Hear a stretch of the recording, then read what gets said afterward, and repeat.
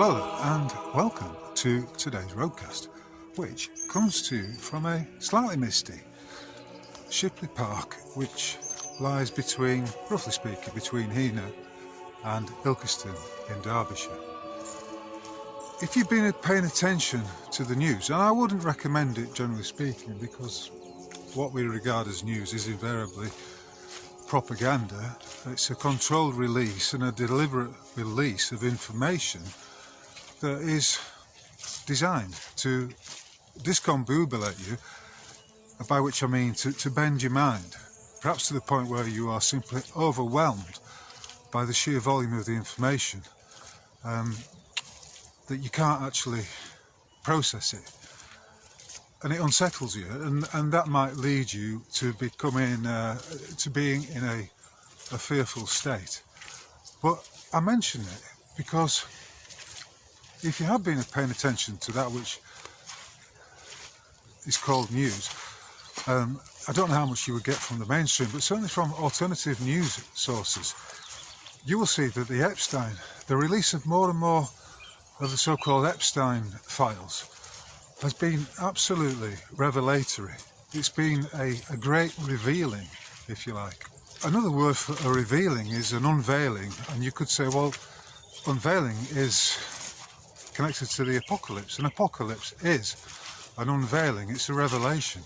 What we're dealing with, not only on the geopolitical realm, but also quite often within our local, domestic and personal lives, are a series of revelations where things are revealed, things that may shock you, but as we say, the truth will out. And as devastating as those revelations may at first appear, gradually you will come to a realization and an understanding that will lead you to another level of wisdom about yourself, about the nature of what passes for reality, and the nature of the very life that you live in as you pass through this realm, whatever this realm may be.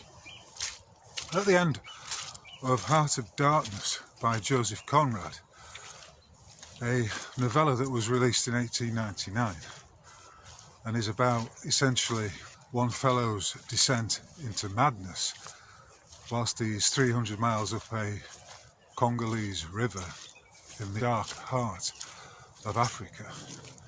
At the end of that book, the narrator, a character called Marlowe, witnesses the dying breath of this character, who is Kurtz, which is German for short, and it's a deliberately enigmatic statement, if you like, or his last words are the horror, and you deliberately don't know exactly what it is that the character Kurtz is seeing, or whatever revelation he is having as he's slipping off this mortal coil. So what I'm talking about today is revelation, the great revealing. And for some of you, you may equate that with what is going on the geopolitical level, and rightly so. But, you know, you can consider the revelations that are coming out now through the Epstein files, for instance, about the machinations of the likes of Peter Mandelson, the man who was called the Dark Prince, was it? The Dark Prince or the Dark Lord, who was the one behind the scenes of Tony Blair's Labour government and, you know, subsequently that of Gordon Brown. And Peter Mandelson is someone I've covered before. He's effectively, through the aegis of a certain McSweeney, Keir Starmer's handler, and, you know, the latest revelations about Mandelson, who is the son of Jewish immigrants, are repulsive. The revelations are devastating, but that devastation is as shocking for those who hear of them and have never really considered these things before, as it is for those who are caught up in these webs of intrigue and these behaviours and these crimes that you can only describe as being like they're not the tip of the iceberg, they're more like the bottom of an immense cesspit of criminality and sexual perversion, and all of it controlled and manipulated by the usual agents, the dark overlords of the financial system. Those agents who work as traitors for the likes of MI5, the CIA and Mossad.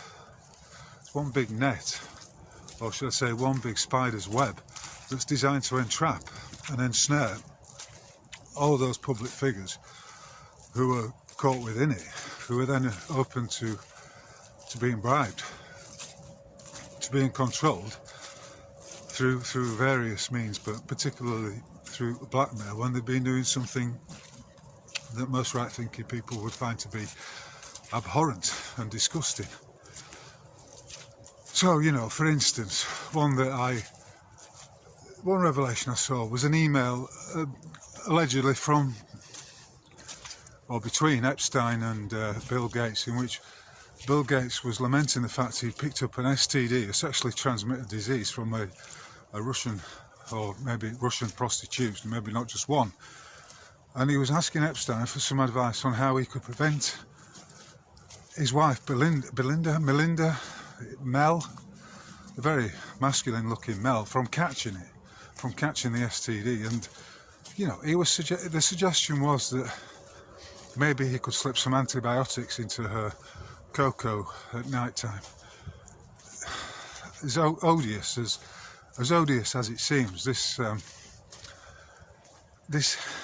bitch-titted, pot-bellied servant of Satan, Bill Gates, the man who's so anxious to reduce the world's population by injecting them with poisonous serums.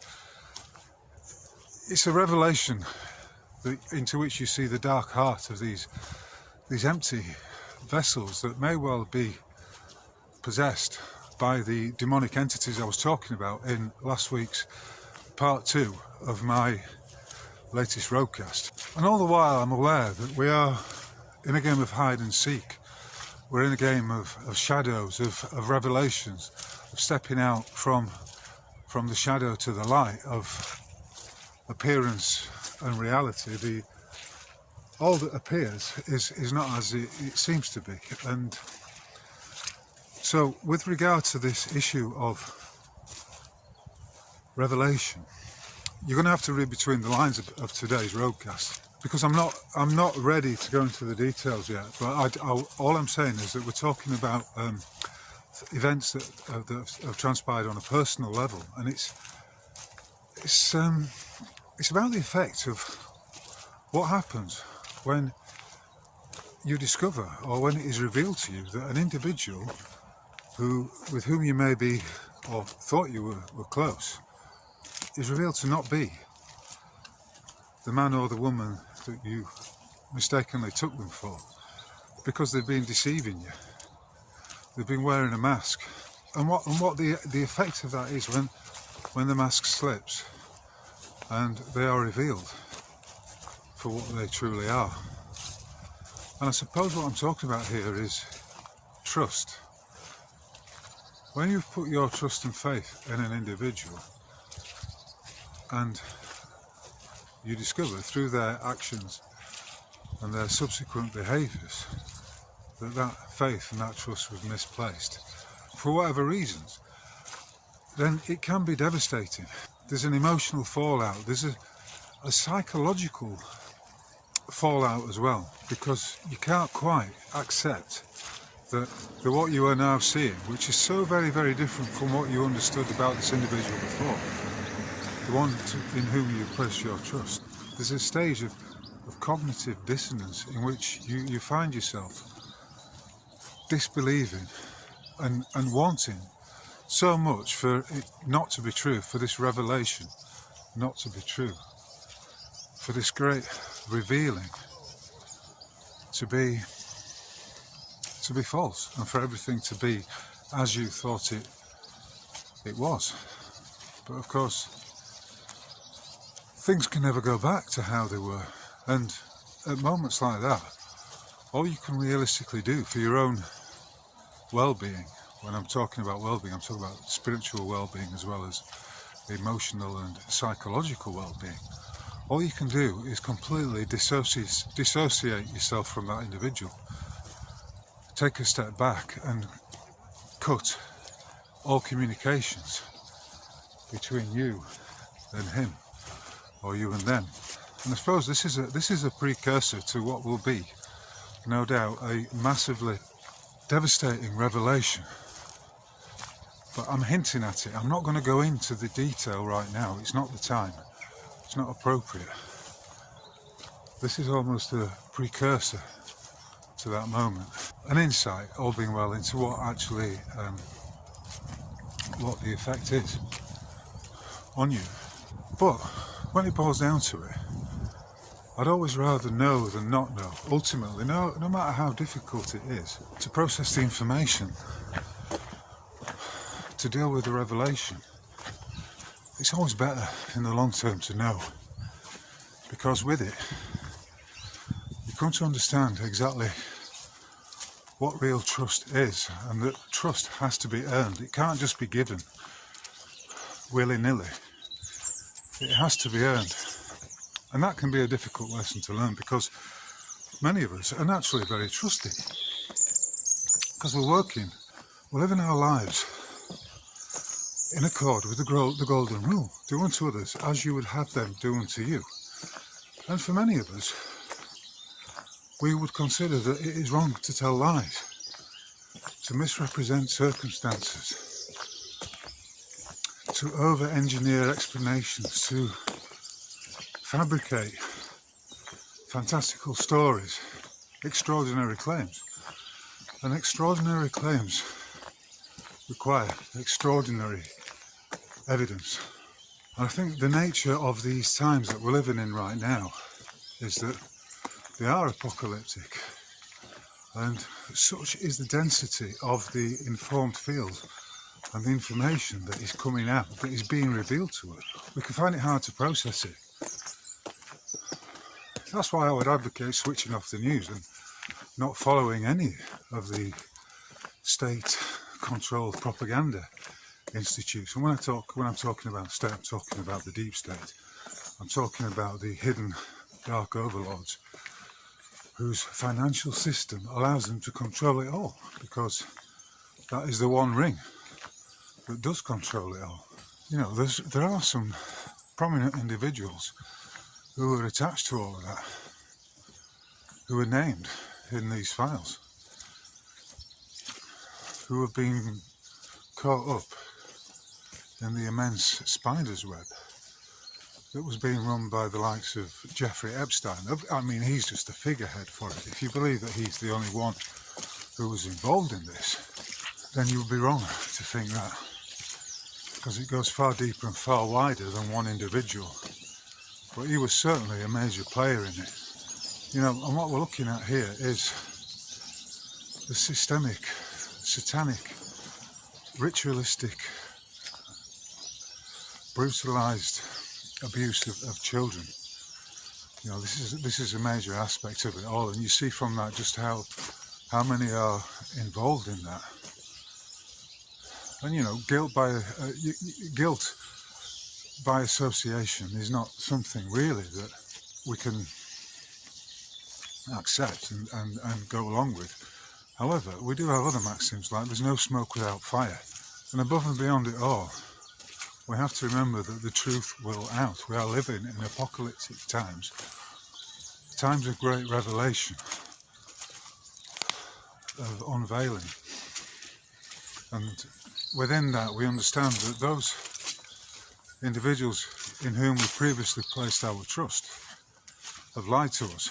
They've presented us with false narratives that they may believe in. It's like I mentioned the Heart of Darkness and the tragic demise of the character Kurtz, but these tragedies, these demises, when we're talking about the tragic hero, I suppose, an individual who's got some great qualities, an individual who, to all intents and purposes, is instantly capable of gaining the trust of those who listen to him, like Kurt in the story, because he's a great narrator. His powers of rhetoric are acknowledged by all those with whom he's been in contact throughout the story. And sometimes, in order to understand something, in order to get to the truth, we have to use fiction. Fiction is the medium that can reveal the truth. And in some ways, you could say, well, this realm itself is a fictional realm, because if you take the central premise that this is somehow real, and it's real because we can sense it, because we have these five senses, you would, I think, from my experience of in this world, in this simulated reality, if you believe that it's real and that you are actually your body, you are the avatar that is passing through, then you are believing in a fiction, in a lie, because ultimately that is not and never can be what it truly is. But because it's a malleable realm of existence, desires, wills, manifestations do occur, and we are capable of bringing these about through our relationship as a co-creator with the great creator of all that is. But if you're in bed with the demiurge, and I've used this expression many times before, if you're in bed with the demiurge, then you must also accept that those revelations, those realizations, and those thoughts that appear in your consciousness may not be your own. That somehow you've entered into a contractual arrangement with those spectral or spiritual forces, many of whom are necessarily of the demiurge, of the false god of this world, the false god that the likes of Epstein, Bill Gates, Keir Starmer, Peter Mandelson, Tony Blair, the Clintons, Donald Trump, and a lot of those geopolitical figures, not just exclusively those, they are the ones that have fallen for it, that believe in it. And because they believe in it, it becomes manifestly their experience. Just like the Freemasonic sorcerers and the religion of Freemasonry. And people say, well, it's not a religion, is it? Well, it is. If you, there are certain rituals, and those rituals are all carried out in the name of Jar-Balon, another made-up entity, a complete fiction. But because of the nature of the realm, these fictional entities do take on almost a life of their own, or they become a reality, as it were. Not a reality in this realm of light and shadow. So in a sense, they are not, in a sense they are real, but in another sense they're just an ephemeral creation that has no reality when it comes to what is the real true creator or God of this realm, the divine creator of this realm, and of everything that we see, hear, touch, listen to and taste. And again, just like in the last roadcast, I'm aware that what I'm talking about is very ephemeral. We're talking about the hidden, we're talking about that which is veiled and that which exists just outside the realms of our everyday five sense perception of where we are and who we are. So, to conclude this first section, I would say you've got to be aware, and you've got to shine the light of your critical thinking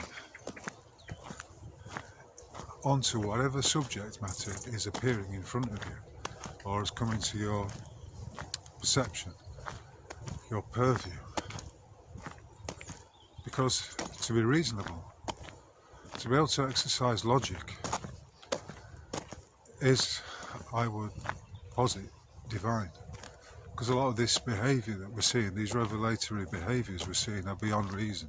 You can't reason it, it's completely unreasonable. By which I mean, it's not divine, it's the opposite of divine. It's satanic, it's demonic, it's the work of the devil. And that revelation in and of itself can be quite devastating, emotionally, psychologically, spiritually, but only temporarily. It's not a permanent state of affairs. And you do have the ability to rise above it. I've given you the opportunity, I'm providing you with the opportunity to read between the lines and to understand what I'm saying on not just a personal level, my personal level, but also yours, in order that you have an aha moment, that you understand exactly what I'm hinting at. Because all of this is just me hinting at something. I can't always describe it, because it's usually the ineffable, and the ineffable, by definition, cannot be expressed. These revelations are only going to become more and more intense, and you can expect these revelations to happen, not just on the geopolitical level, but also within the spiritual level, the psychological level, and the personal level, the personal to you level. And many of you will know implicitly and intuitively exactly what I'm talking about here. And also know that it's sometimes, in fact invariably, it's the expression of this, it's the conversing that takes place, the dialogue, or, well, I'm saying this is a dialogue. It will be a dialogue if you comment on it and you pop in the section below your experiences, you share your experiences of it. Otherwise it's a monologue, but a monologue, of course, that people may, and I hope many of you do, simply understand without much ado, without much more explanation than I've provided today. I was thinking earlier that we were going to be experiencing some lightening in the sky. Not lightning, lightening of the sky. There's beauty to be found in the shadow. It's not all doom and gloom. How could it be? So, from a curious and somewhat ambiguously clouded day here at Mapley Reservoir, near the village of Mapley in Derbyshire, I'd like to wish you all the very, very best, and thank you, as ever, if you've got this far, for your kind attention. If you haven't done so already, please like and subscribe if you're watching this on YouTube. I would also urge you, if you haven't done so already, to subscribe at my website, roguemail.org. I appear to have fixed the email situation there, so if you do subscribe to the emails, you will get notification of any posts that are made as and when they're up and ready to be seen. I also have a page on Facebook. You can see me there at Michael O'Dara, as I am on X, the heavily suppressed social media platform, data gathering intel outfit run by the military state contractor Elon Musk. I'm up there as well, and I also can be found on Substack at MOD 800, where you can take out a subscription, and if you're a paid subscriber there, and it's only £5 a month, which is which is less than 2 coffees in this day and age, and maybe just a pint of beer, you could take out a subscription there, and it does help keep the wolf from the door, so to speak. And all I'd like to say at this point is take good care, remain alert, and whenever possible, don't get dragged into the dramas around you. Maintain your natural calm state and apply at every point critical thinking. Don't necessarily believe what people are telling you without any proof. After all, extraordinary claims require extraordinary evidence. Those of you who have been paying attention will probably have some kind of revelation about what it is that I have been essentially unveiling today. But it will require a little bit of reading between the lines, and if it appears enigmatic, then so be it. The weather is enigmatic today, and sometimes we can only show, we can't tell. I say it to my children a lot when they're being rather boastful. I say, look, if you are really that good at something, if you are that great, you don't need to boast about it. People will see it automatically. Hence the expression, show, don't tell. Anyway, that's it for now. As ever, my friends, listeners and readers, I'll catch you on the flip side. Cheers.